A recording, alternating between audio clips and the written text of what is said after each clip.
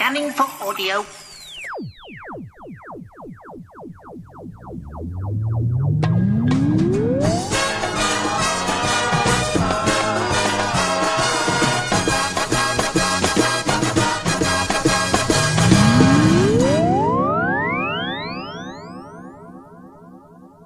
Hello and welcome to this month's For Your Consideration for the month of June. And as ever, it's me, Luke, and my co-host, Michael. Hello, Michael. Hello. Yes. Happy June in May. Yes. Hooray. And we are recording this after a full start because of the heat wave. Things went slightly awry last night. And they're slightly cooler today. And by the time you're listening to this, in a few days' time, hopefully it will be a bit cooler. Yes. And since, you can't see this, but since last time's Fifth Element, I have bought the Blue Bricks police hover car, which is by no means an official Fifth Element thing. But it's very nice. It's very blue. It is a blue. Nice thing. It is a thing of beauty. There are some stickers for it, which I haven't stuck on it. They do. Well, I must admit, the taxi as well, but that's out of stock. So I'm tempted to buy the taxi when it comes back. So is it like not Temu Lego, but is it fake Lego, or is it using original parts? Or it's not Lego, but it's a German company called Blue Bricks. Is it Lego-esque? It's Lego-esque, yes. Okay, yeah. Yes. I've been inspired, because listeners won't know any of this, but you were sending me photographs of a rebuilt. Well, no, you started off by sending me photographs of your Back to the Future car. Yes. Which was very nice. So nice that I may have be buying the considerably cheaper, smaller version of the Back to the Future car for Father's Day. Yes. Yeah, because apparently in Sainsbury's it's like $18.50. Okay. Oh, yeah. So, yeah. And you know me and tiny people, and I can put it on the time travel shelf. But I was inspired by that. But what you did was you'd looked up new instructions that could take the original kit and turn them into something else. So you ended up with a Terminator head, which is pretty damn cool. Yes. For anybody that doesn't know about Rebrickable, it's basically a website where people can you can log your Lego collections, and then people design what are called MOCs, which I think stands for My Own Creation. And you can do one where you go, well, I've just used parts from this set, and there was a guy who's basically built loads of things out of Millennium Falcon sets. And also the DeLorean set. And one of the things he built out of DeLorean was using less than half the parts. He's built a Terminator head. So I was like, I'm going to do that. So currently my DeLorean is half in bits and the other half in Terminator head form. I should post something on X or wherever else you find me on social media for people who can't see any of these things. Anyway, that was an aside. Michael, it's your turn this month. And as listeners who were with us last month will know, and if you're listening to this, you'll see it in the title. We are talking about Highlander. Oh, yes, we are. 1986 movie. Yes. Not the new one. Not the one that's out next year, / this year, / eventually, with Henry Cavill playing Connor McLeod. Not that. No. Not the TV series. Not any of the 17 sequels. Not the animated cartoon series. But the one and only Highlander that people think is the only thing that existed. Yeah, I did do a little bit of reading and discovered quite how poorly the sequel was made and received. Yeah. Well, apparently, and obviously this is meant to be the bit of conversation at the end, but that's fine. There was this is the legend, okay, that the film was considerably better. Well, we'll be leaving that one. And what happened was a tin of nail varnish remover or acetone or something got spilt on a can of negatives, and they had to reshoot quite a lot of the middle. Again, and I don't know how much of the middle you would have to replace to make that film good. You'd have to replace quite a lot of the beginning and the end, as well as the middle, to make it good. But we're not talking about any of that. We're not. None of that. No. You said that you were quite worried bringing this film because of how much you love it. So tell me your history with the film. When did you first encounter it? Right. Without wanting to sound like the old grandmother of the Golden Girls. Picture it. Wallsend, 1987. Possibly. No, hang on. Right, let's get the dates right.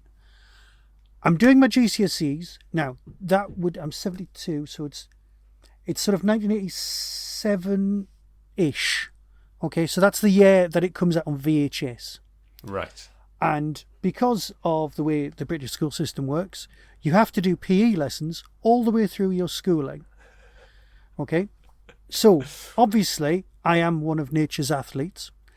And I congregate to my tribe. That's what we do. So I'm talking to Chris Wilson, who is part of my tribe, and he says, "Oh my God, I've just seen this film."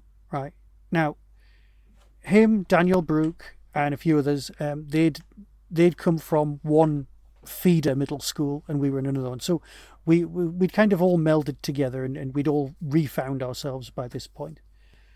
So during this PE lesson, while I'm wearing tracksuit bottoms because I'm not going to get cold in Wallsend, there's very little actual moving around. The people who want to play football are somewhere else on the massive field. So standing relatively close to the goal, but not close enough to be of any threat or defence purposes, we're stood still, and he tells me the entire plot of Highlander in this 1 hour double PE lesson. I leave that PE lesson going, oh my God, I need to see this film. He described the basic plot of Immortals. He described the fantastic sword fighting. He described so much Queen, ridiculous amount of Queen. And let's face it, heavy metal, rock, all of that business was big when I was at school. So I was quite enthused by this. So trip down the VHS, the video library. And, well, I say video library, it's the corner shop that happened to have shelves of discrete weird stuff on the top and very odd things and some nice cult stuff and a basket full of bogged. Yeah, you're picturing, it's the VHS shop that people don't show you photographs of because they're all like, oh yeah, we've got these massive chains. Oh no, this was owned by the bloke who owned the corner shop. Right. And I got Highlander out, took it home and watched it. And I think I watched it twice. We just rewound it and just started again. And this was this a full frame or widescreen VHS? VHS? Sorry, this is 1987. This is full 3x4. Right, it doesn't get to be a widescreen VHS until one of the classic re-releases years later, where it's some sort of art house release where you get extra top and bottom. This is before you could even get widescreen TVs. You were just getting full screen, full frame, or whatever it was called. So yeah, this was one of the films that when we ended up getting, hang on, this was when we must have the VHS player by this point because we started with Betamax, and the first thing I ever recorded was Timelash, so that will place you perfectly with the timings of that. We had the Betamax for years, and obviously you couldn't hire Betamax recorders, so we got a VHS player that wasn't great.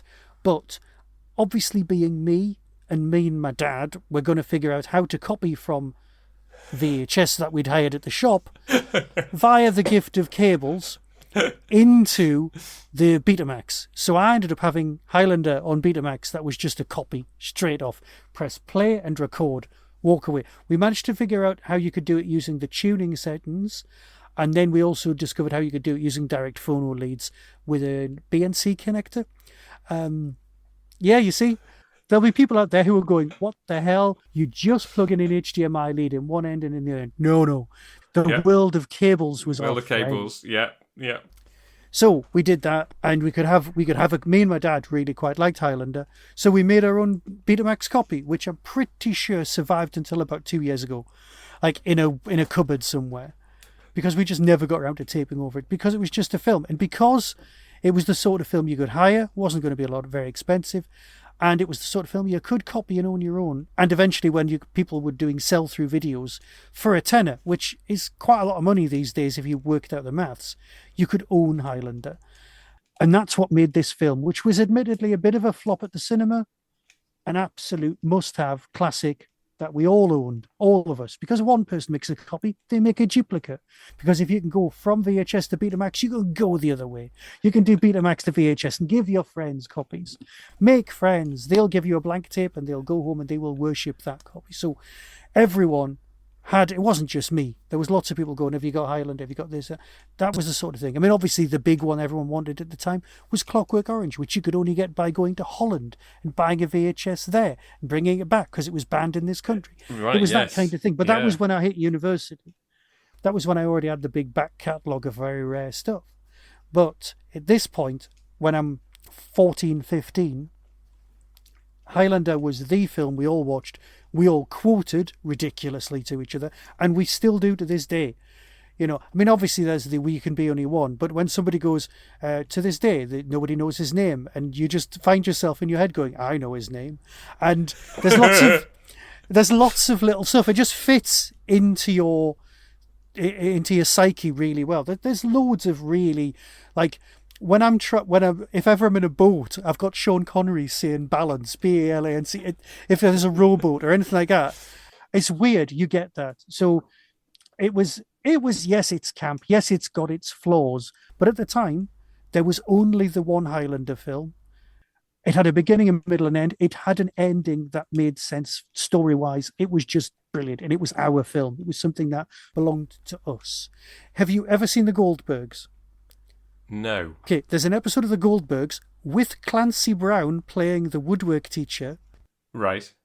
Where the guy creates Highlander Club, and there's another Highlander Club at school, and there can be only one Highlander Club, so they have to take on each other to be who's the real Highlander Club. And they're all wearing long coats, which admittedly I bought. I used to wear a long coat. It's fine. You're not going to hold that against me. And we loved, there was swords, whatever. What do you need? And it just spoke to us. It really did. And that's why I was nervous to bring it to you, because the 14-year-old me obviously lives inside all of our heads. All of the kids' version of ourselves lives there still. You can't repress them. You shouldn't. And that person was like, this is a great film. And the adult me was going, is it though? Are you sure? And the kid me is going, oh, yeah, it's Highlander.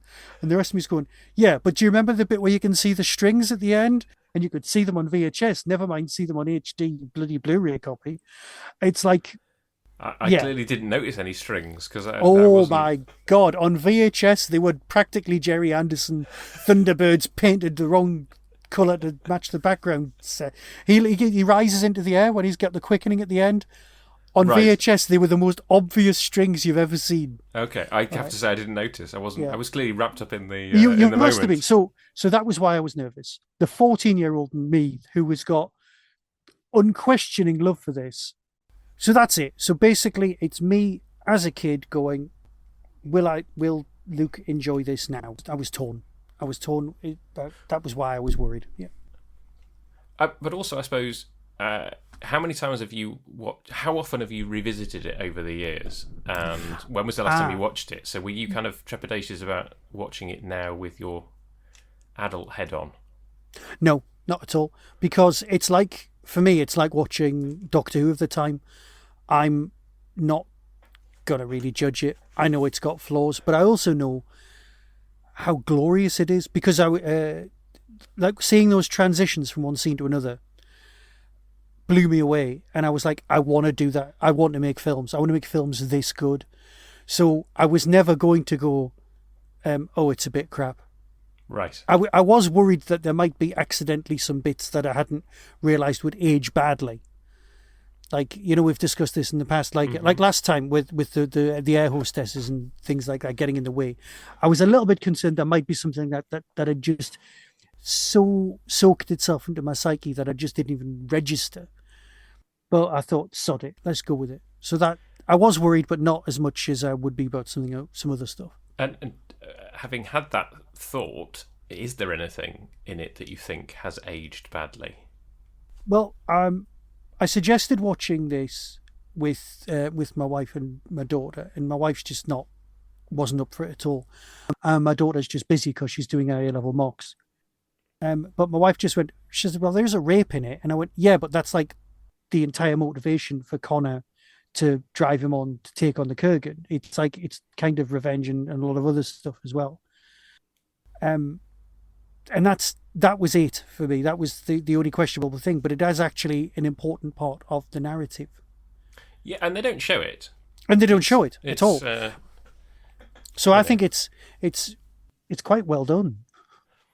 That was it. So I was a bit worried, unless you've spotted stuff that the policeman's attitude towards Nash, but he's not a very nice policeman anyway. So when he's like, "You faggot, Nash," all that business, it's hardly. I'm sure the real police would say considerably worse stuff. Yes. I mean, I think that was obviously the language in that scene was uncomfortable, but it wasn't because, as you say, because the cop in question is, you're not supposed to like him. No, you're not. You're supposed to. I guess you're supposed to. I think sympathise with the guy in charge who's like, what's going on, and obviously you're supposed to like. And I've already forgotten her name. Forensic lady. Yeah, forensic lady. Yeah. Like they're the people in the police that you're like, okay, yeah, we're supposed to like these people, but like everybody else is a bit kind of scummy, and so I think it's one of those things where you're like, yes.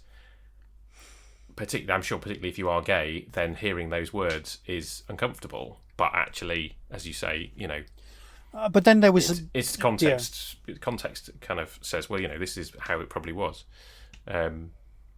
So yeah, no, I mean, I think it clearly feels like a piece from the 80s, in terms of the style and in terms of like the music and everything, but I think it probably has aged reasonably well. So the thing that I got from you was I got this text message that said you were confused. You'd said you'd watched the first half hour and you were confused, and you were enjoying it, but you were confused, which I think's fine, because there's that whole Hitchcock thing where an audience would rather be confused than bored. Yeah, well, I think it's just that the non-linear nature of the storytelling means that it takes a while for you to figure out exactly what's going on. You just have to go with it, don't you? Like, it becomes obvious that he's lived for 400 or 500 years. Like, that becomes obvious relatively early on. But like, what's with the sword fight in the car park, with the chopping the guy's head off, like with the guy who looks like Edward Woodward. Like why is that, and what's the whole wrestling? Why is he watching wrestling and then goes into the car park to fight the guy, and then why does all hell break loose once he's killed him? Like, what is that? Yeah. And then the flashing back to like him essentially becoming immortal, but like why? Yeah. And obviously it's only when Sean Connery turns up and starts to explain that you're like, oh, okay, right, this is what's going on. But I enjoyed the structure of it, the constant sort of flashing back and forth between the past and the present to kind of sort of give context and explain why he is the way he is. The VHS release had actually said a time travel drama, and I never thought of it as a time travel thing at all. Which it isn't, really. Which it isn't. No. It takes place over an extended period of time. Yes. But that's it. And it goes backwards and forwards. But each era's got its own way of being filmed as well. Yes. Yes. Which Scotland really looked gorgeous. Yeah, Scotland's an extra character in this. Absolutely. We had the Scottish stuff in Chariots of Fire, which, to be fair, wasn't particularly visually exciting for Scotland. No. I mean, I suppose it was mostly Edinburgh. But this was like, we're in the Glen, it's vibrant. I mean, it's one of those things where you're watching it going, could we have some of this cinematography again, please? Yeah.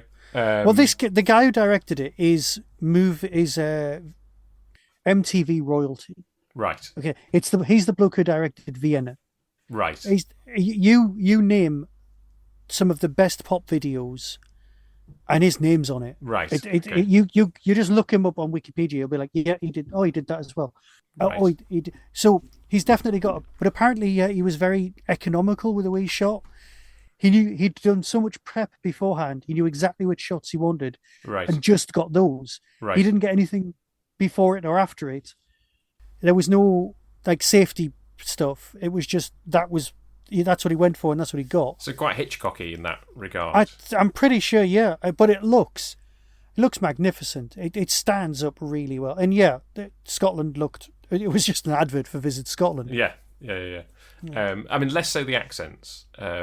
Now, you see, we've got problems. Maybe that is one of the things that was a potential warning thing. But we used to take the mick out of it even at the time. Right. And it's like, right, so Sean Connery, the only actual Scot in the film, plays an Egyptian who's been to Japan, who's lived in Spain.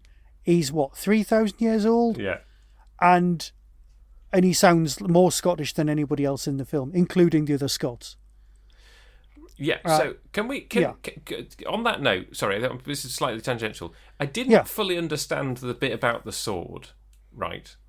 Right. Like, because I got the fact that, like, you know, the sword is old because it's his, but I didn't get why that meant that the innovative technique that it used could have been invented earlier in time. Right. Okay, so now this is where Michael, the man who used to work at the Royal Armouries, kicks in. Okay. For a start, that's where the film came from, the Royal Armouries. The filmmaker was, the original writer visited the Royal Armouries when it was based in the Tower of London. Right. And saw the collection, which is now in Leeds. And he went, wouldn't it be great if it was a story where one guy owned all of these things, the entire history of swords and armour. Right, yeah. Yeah, okay. and it was like, so how could that happen? And then he went away. He was still a student at the time and wrote a couple of drafts and showed it to his professor and went, yeah, you need to sell this script. Now, the original script's got a lot of differences in it. It's a lot more like sort of, Captain Harkness from Torchwood. Right. He's a lonely character, but he's been married lots of times. Right. He's got like 56 kids. There's lots of other stuff going on. It's not that they can't have kids at all. Right. It's just, so there's a lot of stuff that the other writers get brought in to expand on it, but the original story's very Royal Armouries. Okay, so I own, because I like swords, I own the Highlander sword, the Claymore. Right. Right? And it's next to my bed on my side, screwed to the wall. Burglar comes in. Okay, I've got a sword. Now, I know for a fact you're not supposed to use weapons against burglars because they could take them off you and use them against you. Okay, that's why you don't do it. On my wife's side of the bed, she's got Needle from Game of Thrones, a smaller, more elegant weapon. It looks great. Apparently, I'm not allowed to have the lightsaber up. Well, hey. But anyway, right now they've got their own little mounted boards and everything. So I've got the Highlander sword in. That's how much I love this film. I don't have any other film memorabilia in the bedroom. It just looks nice next to the bed above my bedside cabinet. There's bedside cabinet and then vertical Highlander sword. Yeah. Okay. I'm probably not coming across out of this as anything other than a gigantic geek, but that's beside the point. I mean, unless people are listening to us for the first time, I think they already know this, Michael. Well, that's true. We've been at this. I mean, what you've had your YouTube channel 19 years today. Apparently so. Yes, I logged in and was like, oh yeah. I mean, I've had a YouTube channel since before Google owned it. That's nice. That's very nice. So where I'm sure I was actually telling a story. So I was asking about because the whole thing that she finds the fragments of the sword in the pillar. So, okay. And it's the whole Japanese it's like swords, finding a jumbo jet in 1,000 years prior, and I didn't quite understand why that was the case. In order to make Japanese steel stronger, you fold it over itself. So you flatten it, fold it over itself while in a furnace, hammer it flat. Right. Then fold it, then hammer it flat. And every time you fold it and hammer it flat, you're lining up the molecules. Right. So it's making the steel stronger. And this sword, this one that was owned by Ramirez, which was made by his wife's, his father-in-law, basically, was folded 1,000 times, which is a ludicrous amount of steel folding to make it a stupidly strong sword. Right. So it was done much earlier using technology. It's like it's obviously made up for the film, but it's like the Knight's Tale, where she makes the incredibly thin, lightweight armor. Oh, I see. Right, okay. It's that kind of thing. It's like, let's just say it's really cool. Right. And they've all got to have swords. Yes. Because they want to take off heads. And that's the chosen weapon of the time. Yeah. So let's have a conversation about immortality. Because you're immortal, but you can have your head cut off. Means that technically you're not immortal, right? Yes. Well, no, you can be killed. It's like barring accidents, you're immortal. That's the standard thing. Because vampires are immortal, but they can have stake through the heart. Right, yes, I suppose it's no different there is from an that, argument really, is it? that this is a vampire film, but without the blood. Right, and they're not preying on humans, they're just preying on each other. True. And then they get the quickening, which is weird. Yeah. Yeah, Yeah. which to be fair is just regeneration done with a 1980s movie budget. It's like it might as well, if it was done now, there's going to be lots of, like, I guarantee you in the new movie it's going to look a lot more like David Tennant regenerating. I hadn't made that comparison, but yes, new series Doctor Who regenerations are you regenerate and blow up the TARDIS. So yeah. In this, you kill somebody and then blow up a bunch of cars in a car park. Yeah. Which is, as a sideline, that's completely dealt with. The difference between new series regeneration and old series regeneration in the new War Doctor and Rani box set from Big Finish. Isn't it a Time War thing? They were like, we're going to make regeneration as a weapon, essentially. So yeah, near enough. Yeah. Well, it's because time gets rewritten so many times. It's just stupid. Anyway, that's not important. Yes. There's so much to talk about, but the narrative setup is you get the prize, and the prize is apparently you know everything, but he doesn't really know what the prize is, but they're fighting for it anyway. Yes. And there's moments that make no sense if you think about them. Things like the Kurgans turned up. Yeah. How does he know that McLeod's there? Is it just that they can sense each other's presence? Is that how Ramirez knows he's there? They can sense them. And then he says, remember our agreement. There's one called there's one called Connor among them. And it's like, hang on, you've done your research beforehand. Why do you need I knew you're telling us, the audience, that the agreement is you'll fight on their side for that reason. Yeah. So yeah. I hadn't really thought about that. I guess you can just, like you say, you can hand wave and just go, they can. You can hand wave a lot of this. Because obviously you're like, why does Sean Connery come and find him? Presumably that, again, he must sense that another immortal has been born in the Highlands, and therefore he goes to because he's a. I mean, I suppose. I do like that some of them are friends. Like when they meet on that bridge in New York, he goes in his coat as if he's getting his sword out, and it's just a bottle. Yes, that's a beautiful moment. It's so well done. It is, but ultimately, they kind of dodge the more, and maybe again, it's the nature of the film. It's supposed to be entertaining primarily, but again, there's a depth there that you're like, well, in like Good Omens, you kind of see the two of them meet over the years. Yeah. And you do have the odd flashback to Connor's life, so you have the duel, and then you have the bit where he finds Rachel. But clearly he has a relationship with Hugh Corshay's character, and my understanding is that there were more scenes with them that got cut. I would not be surprised. Any of the deleted scenes didn't survive or something because they were lost in a fire. I think is what I read. But you kind of dodge the fact that like they're all congregating in New York to kind of have this final showdown, and you could have the conflict of like, oh, am I going to have to kill my friend? But you kind of dodge that by having the Kurgan bump him off, and so then it's just the two of them left. But there was a dilemma there that they could have explored, but they didn't. I mean, apparently there's the legend of a deleted whole scene and storyline with the guy who played the Chinese detective. Is it David Yip?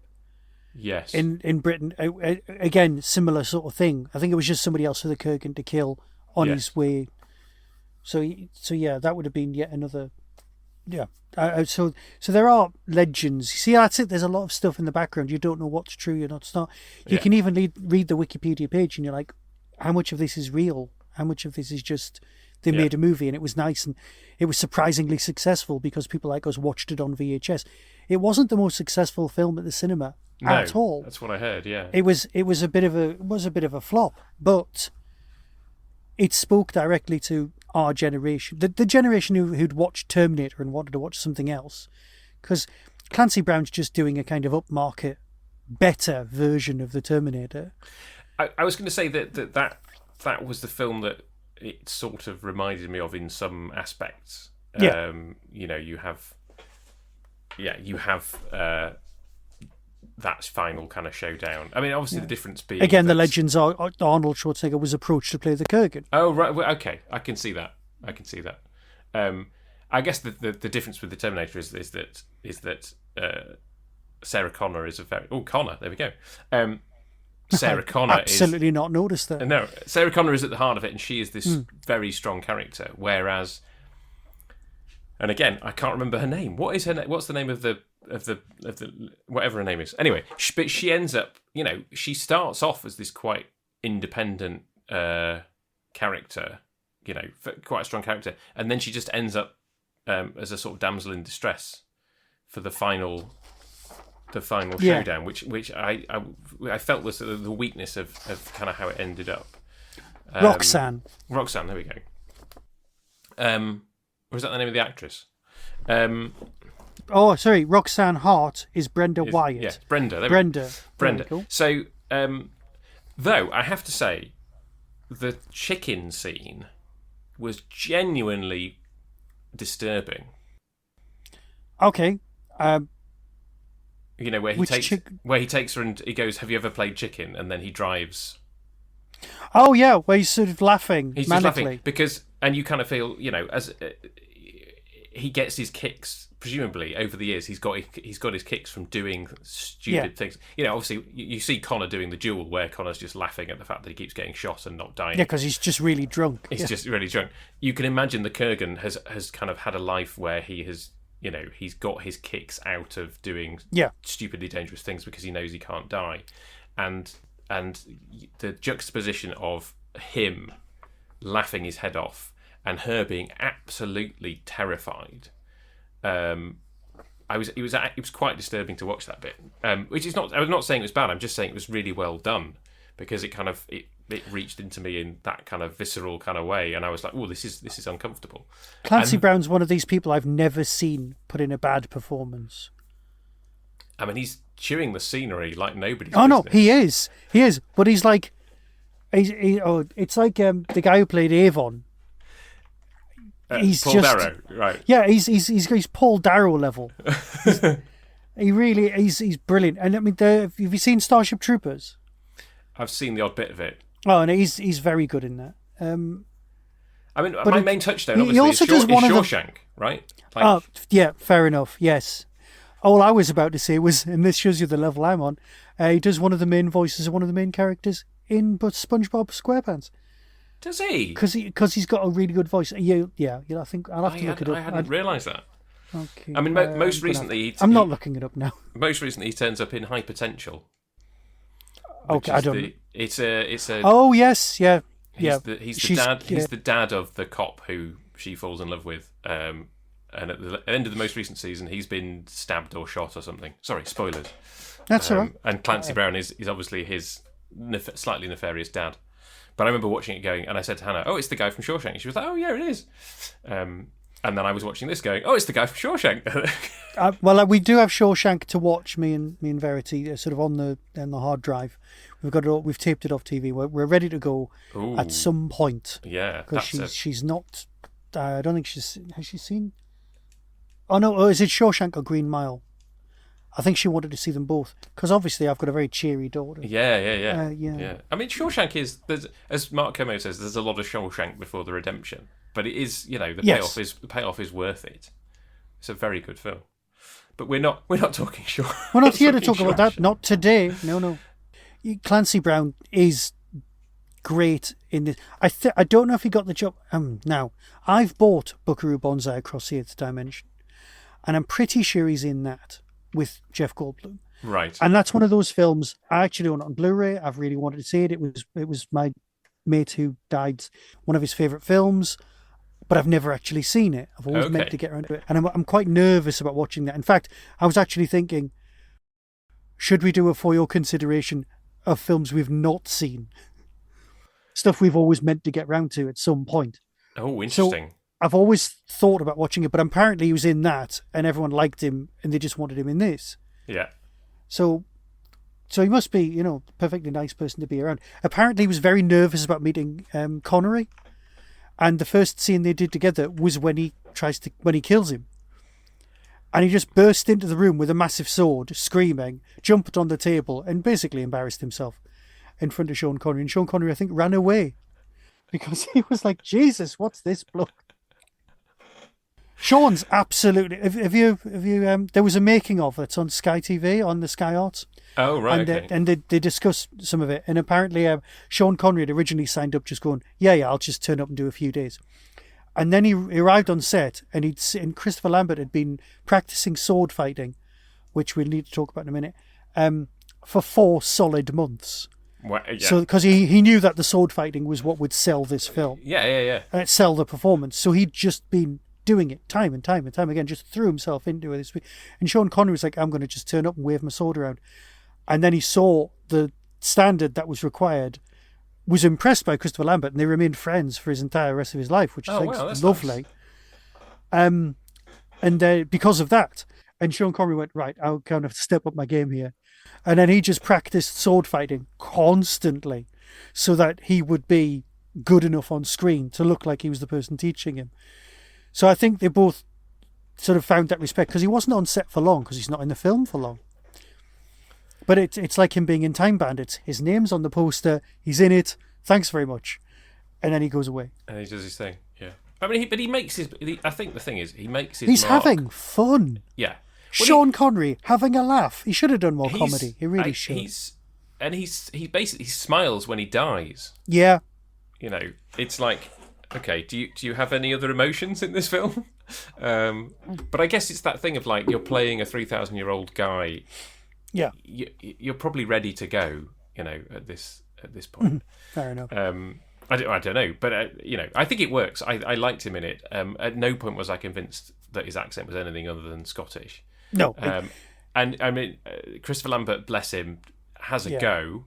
You know, worked with a dialect coach apparently, but isn't great as Scottish. I'm intrigued as to what you think about him as a leading man. It felt to me, particularly at the start, and probably on kind of ongoing through the film, but like it feels like he's been cast because of his eyes. Yeah. Like, yeah, I mean, there's specific lighting on his eyes at various points. But it struck me that his eyes are quite small and deep set, and he just does this kind of brooding stare for a lot of the film. I think that's why he got the job in Tarzan as well, in Earl of Greystoke. Right, yeah. Because he's playing Tarzan, but that's because he's got kind of fairly animalistic human, but slightly not appearance. It's like he's where he needs to be, but he's not of where he needs to be. I think that probably works. I mean, there's Subway before that as well. But I was struck by that aspect of the filmmaking. You know, that there's all there's close-ups on his eyes. He doesn't say a lot initially. No. And that is kind of his character is kind of this brooding force, which you start to understand as you realise kind of, you know, he's had this one love 400 years ago, and he's not allowed himself to, you know, get close to anybody apart from Rachel. But that wasn't a romantic relationship because, you know, they met when she was a kid. And she's, you know, aged beyond him, as it were. But yeah, that seemed to be kind of we're doing the sort of the brooding, and I guess, you know, but the mystery is solved using science as well. They work out using the handwriting recognition thing, where they move the parts of the letters. Which I was just like, did they have that level of sophistication on computers in 1986? Well, no, but okay. So they did that with the computer, and also she looks at the times the sword had been folded and hit by lightning as well. Because she was unaware of its electrical charge, because how many times it'd have been hit by lightning because of the quickening and stuff like that. So that would have thrown the science off. So those two bits of science feed into the thing, and that's how he gets caught out.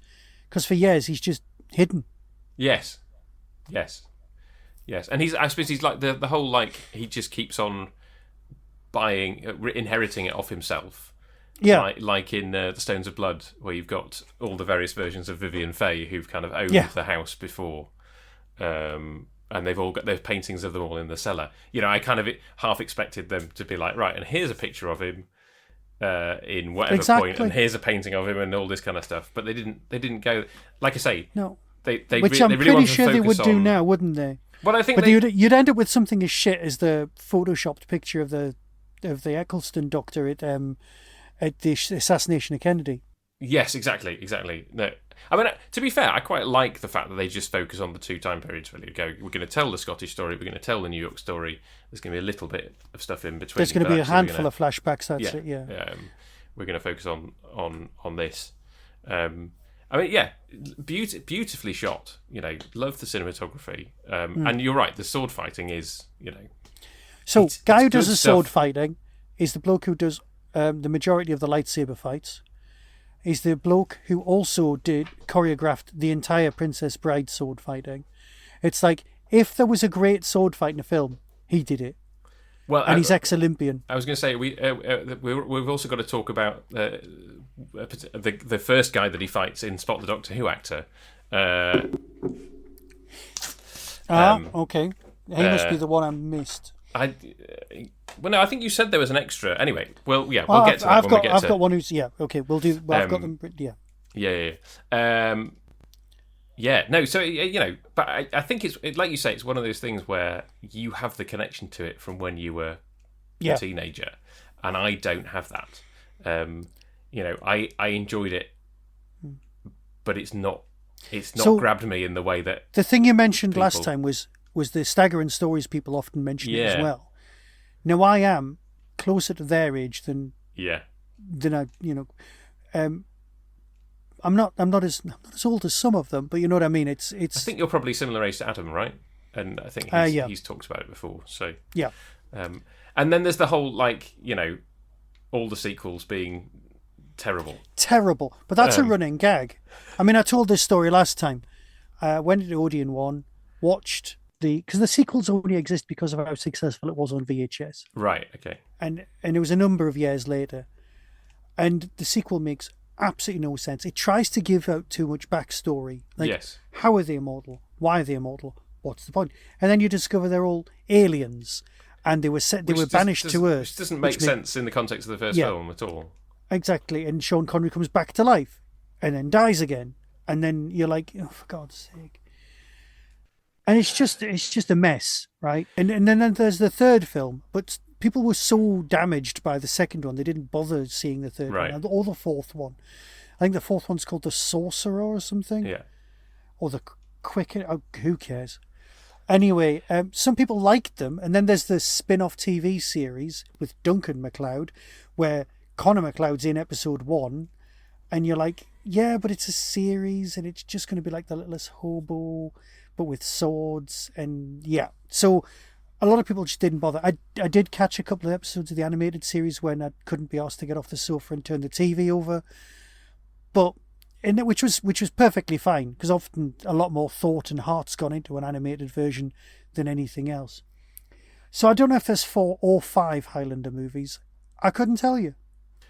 I mean, it's got the perfect tagline for just ignoring all of that. Well, that's what I did. Yeah. I stood up at the end of Odeon One and shouted, there should have been only one. This was a packed one on opening night, and people cheered. Because they all thought it was as terrible as you did. Because they thought, there should have been only one, and there wasn't. Yeah. But the writer had a great idea, and that's what he's done. I think he's been involved with all of the other versions. Right. So it's kept him employed. It's kept him in money, and you know what? I'm not going to hold that against him. Ever. You had a cracking idea when you're a student at university, and that one good idea has lasted him his life, and that's good. How did you get Queen involved?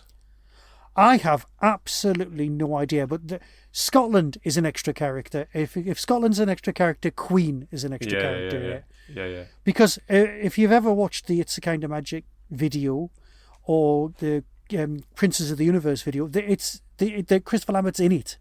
Right. It's actually in the pop video, because there's one Queen song that is from another album, and but then it's the It's a Kind of Magic tour.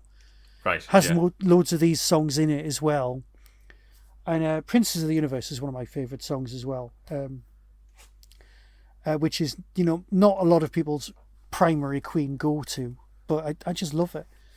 And but that's because I love this film, and so. But yeah, I don't know, but Queen's music, and I know the Kurgan puts it on the tape in the car, and then Queen comes out as well, which of course goes back to Good Omens as well. In the book, every tape, no matter what's on the tape, if you play it in Crowley's car, becomes the best of Queen. right? Which is in the book, and it's great. So maybe that's what this is. He's just another character from that. I've not seen the third series / special yet. I am putting it off because I don't want it to end. I've not seen the second series of Good Omens. It's not bad. Yeah, it's not bad, but yeah. What do you think about them remaking Highlander then? Nervous. However, Henry Cavill is, and I don't want to put too much weight on this one of us. Yes. Yes, He's he is proper an nerd. Absolute card-carrying, fully paid up. I'm going to be in a TV series called The Witcher. I'm going to go away and read all the books before I even turn up on set. Kind of a nerd. And then I'm going to get cross when they diverge. Yeah, I'm going to leave this series because they've offered me a part in Warhammer 40k, the role-playing game, the TV series. What? Yes. Yeah. Well, right. And I'm going to nerd out about Warhammer every time I turn up Every time on I'm a on chat show. TV. It's brilliant, right? Right. He is absolutely one of us. The fact that he looks like one of the Hemsworths is going to go in his favour. Yes. You know, the guy should be playing James Bond, but let's face it, he'd rather be like in Doctor Who. Yes. But it's never going to happen. Have you seen the whole thing of him talking about meeting Russell Crowe when he was at school? No. So Russell Crowe came to his school when, as he's playing Ramirez in the new version. exactly. So they basically have a connection that goes back to, and he basically asked him like questions about acting, and then sort of met him years later and was like, "Do you remember me?" And he obviously initially didn't, and then they sort of bonded over that. And when I saw the cast list for the new one, I was like, there we go. There's the connection between them. Nice. It goes back, and that's why presumably he's got him on board. It's one of those things you just go, well, it could be great, and it could be terrible. It could be great, but it could be terrible. But then again, like all remakes, and this is the thing, all the geeks forget, they're not taking the original away from us. No, they're not. They're not coming around our house, breaking in and burning all the copies. It's so that we have to watch the new version. Yeah. The all-female version of Ghostbusters does not make the other versions of Ghostbusters better or worse. It's just another version. True. I think the thing that I find hard is that you have to then clarify what you mean, because when I mean the Italian Job, I mean the one from 1969. Yes. And the existence of the terrible 2000-something version is, let's just forget about that. That's the only drawback of them doing a remake, is that you then have to go, well, no, I mean that one, not this one. Yeah. What I mean is the good one. The good one. Have you got any other notes, or should we spot Doctor Who actors? No, let's just do that. Because we've discussed, well, hang on, let's have a look. Discuss the Royal Armouries, discuss the accents, more arrows coming off. Connery is definitely the fun heart of the film. Yeah. Lovely montages. All the business with it. Yeah, there's the quickening, regeneration, all there. Let's just move on. And of course I mentioned the strings at the end, which you didn't see. I didn't see. No, I was clearly wrapped up in the moment. I can't believe you couldn't see the strings. Notice. The guys held it with ropes. To be fair, if I go back now and I can watch that scene again, and I'll be like, oh, right, okay, I know exactly what you're talking about. Yeah. Shall we do... should we do the actors that I spotted and then the ones that I didn't spot but I found on the cast list that you apparently hadn't seen? So, in order of appearance, the first one I spotted was Peter Diamond, who plays Iman Fasil, who's the first guy that he fights. And he's mostly wearing sunglasses throughout that whole scene. But just before he gets killed, his glasses come off. And I went, is that Peter Diamond? The reason that is because... although he did lots of stunt work, his two main speaking roles are in season 2 of Doctor Who, and I've recently been watching the Hartnell era, so I know exactly what he looks like, because he plays the guy who Ian teams up with in the Romans, called Delos, and he plays one of the Morok guards in the Space Museum, again, who Ian forms a bond with. So it's quite, you get these two stories, like 2 or 3 stories apart, where Ian kind of hangs out with Peter Diamond, and also Peter Diamond doubles for Patrick Troughton in the climactic scene where Salamander gets sucked out of the TARDIS in Enemy of the World. So, technically you've got somebody who played... I think he possibly plays both versions of... He plays Salamander and the Doctor in that scene, I think. So you've got somebody technically who played... You've got technically got somebody who played the Doctor in Highlander. And he's also the guy technically who almost, correct, which is the best form of correct. He almost chops Luke Skywalker in half when he plays a Tusken Raider in Star Wars. He's been in everything. And he's got a fantastic name, Peter Diamond. So I was really proud. Well, he's the bloke in my head who I just think of as the bloke who looks like Edward Woodward. Right, okay. So that's fine. So that was him. Then you told me about National Treasure level Celia Imrie as Kate. Yep. Who you initially think is going to be the love interest, and then she's the one who's like, Yep. no, cast him out. Burn him down. And because she was in the... She gets really upset that they're letting him go. Yeah, she wants him to die. It's brilliant. So she was in the Bells of St. John, right? The Matt Smith one? Yep, that's the one. Then we have James Cosmo, who wasn't in Doctor Who, but he was in UFO, in Reflections in the Water. Yes. But here looking more like you expect James Cosmo to look, because he's, you know, when I watched UFO, I'm like, is that him? Anyway. And then the other one I spotted was Hugh Quarshie as Castagear, who then turned up in Daleks in Manhattan as Solomon. So I guess, in New York, both times. Hang on. What? Have you missed one that I got? Well, no, so I've got 3 more that I didn't spot, but I found them in the cast list. Oh, okay, right. So who the Chief Clown. Yes, I didn't spot him. Oh, right. Whoa. I recognised him, which is why I then went to the cast list to find out what I knew him from. But I didn't recognise him as the Chief Clown. See, I only got the Chief Clown. I didn't get the cast. Right, got it. Yeah. So because I was at the end of the film, I was like, okay, so those are the Doctor Who ones I've spotted. I forget he was in EastEnders for a long time, so I knew what he looked like. Well, I must have seen him in something else, because watching it go, I recognised that face, so I've seen him in something else, and in obviously in that context, looked at him and gone, oh, it's the Chief Clown. Yeah. But it wasn't enough. The guy that he shoots in the back is also from Doctor Who. It was Tandrel in Trial of a Time Lord, of Humker and Tandrel. You know, the 2 servants of Drathro, the robot. Oh, God, right, yeah. But again, why isn't there a metal band called Drathro? Didn't get him. And then the other one was Gordon Stern, who plays the doctor who tells her that the baby died. Right. So that one scene. And he was Heldorf in The Ambassadors of Death. But again, I didn't realise it was him until I looked at the cast list and went, I recognise that name. Oh, yeah. Makes sense. So, well, according to my research, I've also got Harry Fielding, who was an extra in 16 episodes of Doctor Who, was the hospital guard. Okay, I didn't go as far as looking at the uncredited extras. Right. Yes, that was all I could do. You obviously got a lot more. I feel that Harry Fielder has cropped up in something else. Probably Blake 7. I think he was in Blake 7 when we did Blake 7. Very likely. So. So having gone in expecting 2 or 3, like you said, I was like, oh, there's actually some more. But yeah, I think the one that surprised me most was Hugh Quarshie turning up at that point in the film. I was like, oh, flip, it's Hugh Quarshie. Because I don't know, he wasn't... I knew him as the guy from Holby City before he appeared in Doctor Who.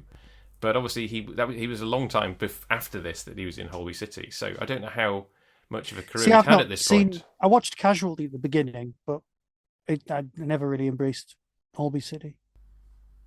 I had a period of watching it when I was a student, I think. It's various things that you watch as a student because you live with people who have very different tastes. Or at least that's what I found. Okay, so that was Highlander. Are you glad you watched it? Yeah, I enjoyed it. Yeah. I don't think it was something I would have sought out because it was one of those things people talked about. But there's I'm a 4K glad version due out. Good. There's a 4K version out this year that comes with a making of book that I will not be buying because I cannot afford it. Look. Hey, yesterday was the day that the Paul McGann Blu-ray / ultra high definition disc arrived. Have you watched it yet? I've watched the first 2 minutes and gone, bloody hell, that's what Paul McGann's supposed to sound like. Right. Paul McGann played at the proper speed. You're like, okay, that just sounds like I'm listening to a Big Finish now. Right. Okay. Well, I will get to it eventually, but given that my Doctor Who marathon is just reached the end of season 3, yeah, exactly. You've got a bit of the predicted date means you'll be able to find it in a bargain bin. There might not even be a society by the time you get round to that point. Right.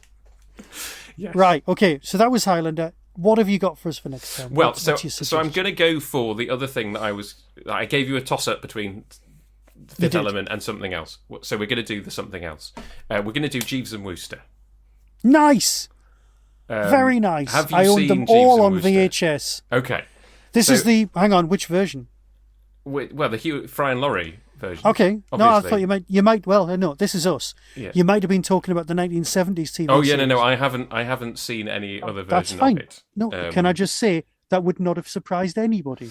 But this is a series that I watched as a kid, owned on VHS, own on DVD, would love to own on Blu-ray because it was shot on film, but I can't see them finding a market for a Blu-ray version of Jeeves and Wooster. But anyway, no, I will select... I can see them finding a market for it being upscaled to HD, though, well, so they could broadcast in HD. Maybe. But Look, you'd love if they them to do be that able with to kind of- Sherlock Holmes, which the Jeremy Brett one, why not?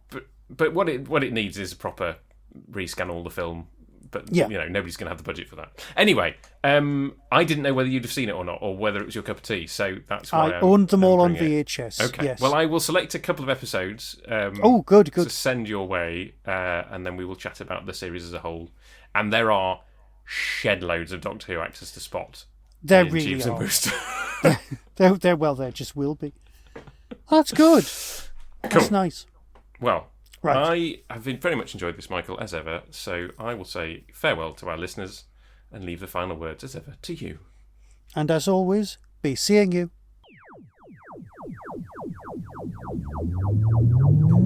That was the Tin Dog Podcast. All topics discussed are the intellectual property of the copyright owners. No infringement is intended. Why not follow the show on Blue Sky at tindogpodcast.bsky.social.